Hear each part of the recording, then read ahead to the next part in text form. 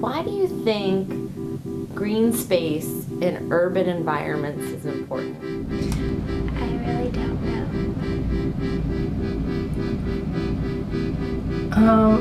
I'm not really sure. I think it's important because, well,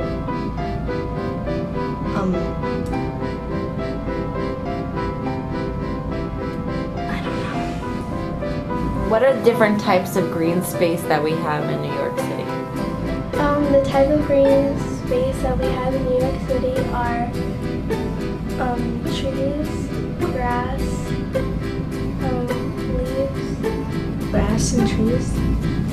Maybe rooftop gardens. Central Park and Riverside Park.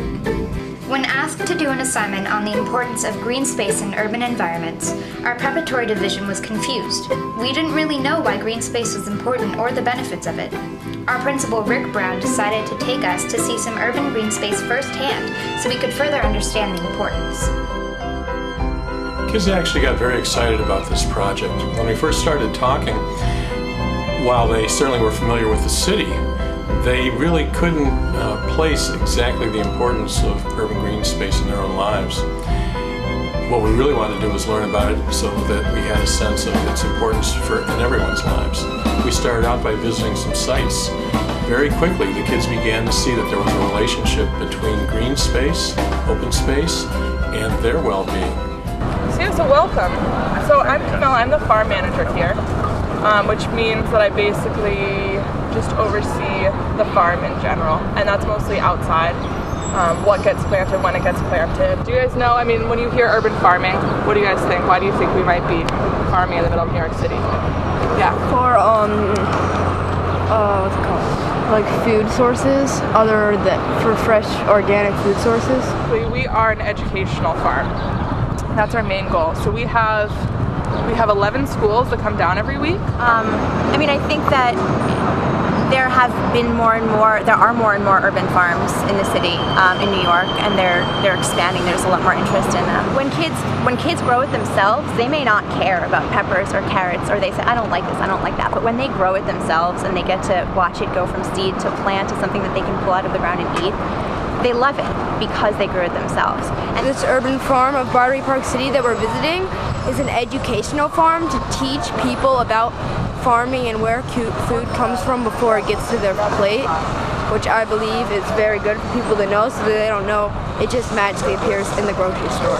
I think it's very important that people understand where the food is coming from, because their food is coming from miles away, and they're getting exposed to so many chemicals and bacteria, and it's really bad for the food and the person.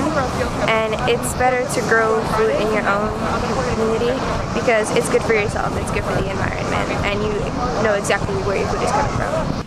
After visiting the Battery Park Urban Farm, we were curious to find out about more green space that was happening in our community on the Upper West Side. So we decided to check out the best green space in New York City, Central Park.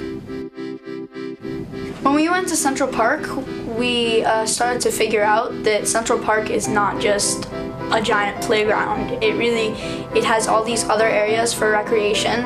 Along with the kids' playgrounds, there are huge lawns, there are fields for sports, there are outdoor theaters, and initially, when Central Park was first made into a park, it was for more of the wealthier people in New York City, and now it's open to the whole city, and there's so many people who use it 18 hours a day that it's really surreal what the city has really turned it into. I learned at the Westside Community Garden that it was built from an acre of parking lot 25 years ago, and now it's this beautiful community garden that's used for holiday concerts, any type of concert gatherings. You can plant your own plants, vegetables, fruit, flowers, and it's really that simple.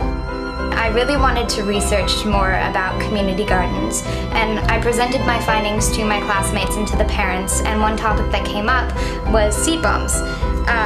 I believe that if every New Yorker has one of these seed bombs, it can make a really huge impact with something so tiny. If it was just an empty lot with just garbage around it. It looked pretty distasteful.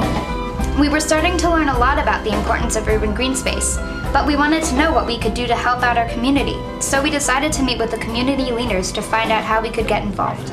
Well, we came today to pick up bulbs, daffodil bulbs, that were donated to the neighborhood by the Columbus Avenue BID, which is the Business Improvement District. And they've been working very hard over the years to make Columbus Avenue as appealing and happy and open a place for pedestrians as possible. Mandell is involved in this because we've been focusing a lot of study in school on the importance of green spaces.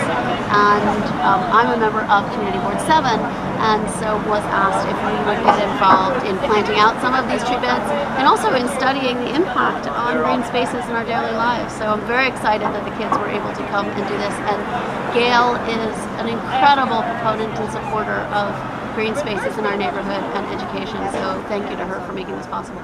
Well, I'm so excited because, like I said, I happen to like the bike lane, and one of the trees that came with the bike lane is right in front of our office.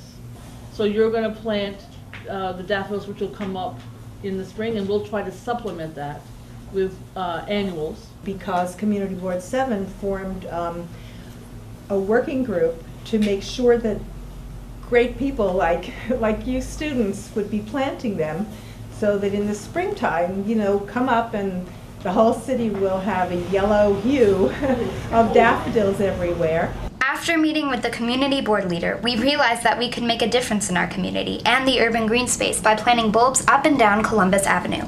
Well, I just think it's so great. I mean, beautifying bike lanes, what could be more progressive and positive for New York City? I learned that green space has many different assets that people may not think about, but and it's something the government should really invest in. And I learned that having green space outside, it can really combat depression because you could just take a walk and relax, and it just keeps you happy. It's very important for us to have different species in New York City because it helps with the food chain. For our project, we are doing rooftop gardens, and one thing I learned about rooftop gardens that I did not before is that rooftop gardens are a source of food. I learned how much recreation contributes to a green space and that it's always there. I think urban farming is very important because it allows our food to be grown locally. It starts something called cultural exchange, and when you have cultural exchange, you make friends and you learn about their backgrounds and everything, which gives you something to talk about, and then before you know it, you're all friends. I learned about the importance of having access to a green space inside of a big city. I learned that rooftop gardens are good for planting your own food. We often take green space for granted, and we really need to step up to the plate and realize that green space is not going to sustain itself. I think through this whole project, our kids have gotten very, very excited about just what they can do on their own and as a group to make our environment just a bit better place. They're certainly much more aware. They understand the importance of committing oneself to action, and I'm confident that they're going to do exactly that.